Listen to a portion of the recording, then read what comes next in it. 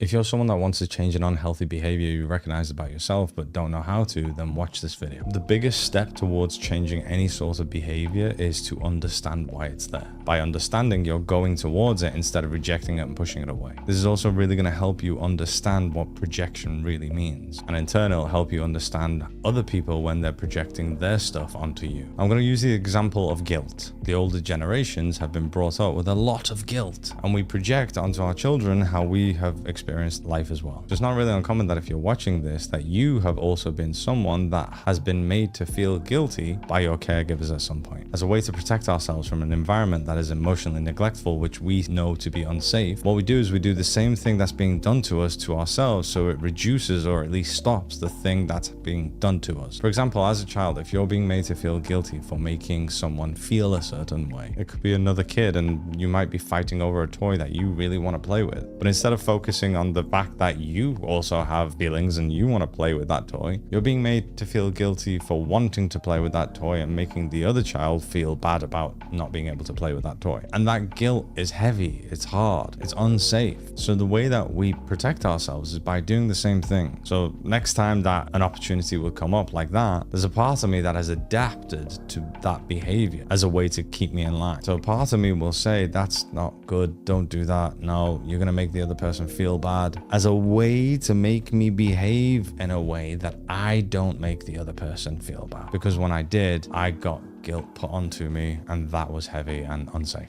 Now that behavior of guilting myself into acting a certain way is within me and it's a part of me. I've learned that behaving like that is actually safe because it keeps me in line. And as an adult now, if anyone would behave different to that specific behavior that keeps me safe, then I would feel unsafe. We put ourselves in other people's shoes and we take on other people's energies around us. Other people's experiences can also be taken on energetically and become my experience. So now if my child is acting in a specific way that is making someone else feel bad, when I see that behavior, it triggers the unsafety in me. So I project the learnt behavior, which is what kept me in line, that kept me safe. Because for me, all I need to do is go to safety. That's all I want to do. And watching someone behave like that is unsafe to me. And because I don't understand what's going on internally, I'm just feeling the unsafety, the heaviness of the guilt, which is now masked, and I can feel it as the sensation of anxiety, let's say. The only way I can stop that feeling is by making the other person not behave in that unsafe way. So what I will do is I will project the behavior that has kept me in line. So I will project my guilt